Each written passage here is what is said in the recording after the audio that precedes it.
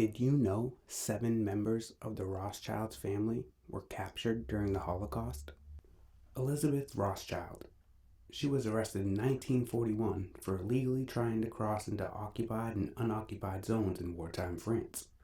But some say because she refused to sit next to the wife of the German ambassador at a fashion show, that's what sealed her fate.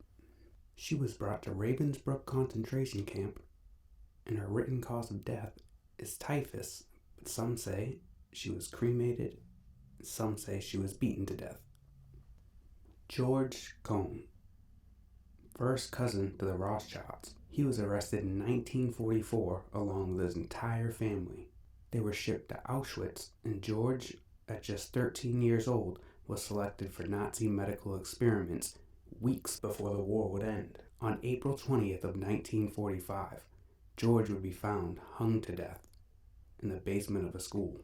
Suzanne Cohn, arrested alongside her entire family, including George, her son Felipe, her 2 daughters, Antoinette and Rosemarie, as well as her mother. On the cattle car ride there, her son Felipe and her daughter Rosemarie would escape and survive the war.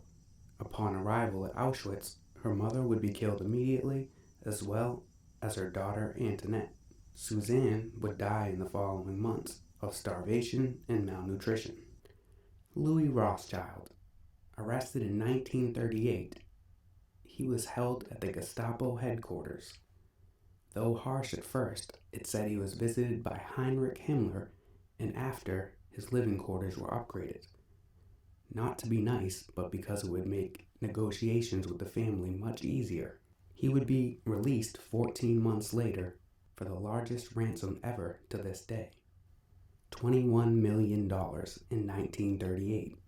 His arrest and the capture of his assets would dismantle the banking empire in Austria. Eli and Alan Rothschild, both part of the cavalry, captured near the Belgian border in 1940. They were detained as prisoners of war and sent to different POW camps. They were treated better than just a regular Jewish detainee, because at POW camps, members of the Geneva Convention would be there. Eli would attempt to escape from his first camp, but would be unsuccessful, and sent to the Colditz Castle, a famous POW fortress. Though being separated, they would eventually meet up at Lubbock POW camp and be released in 1944 after negotiations with the German and French government.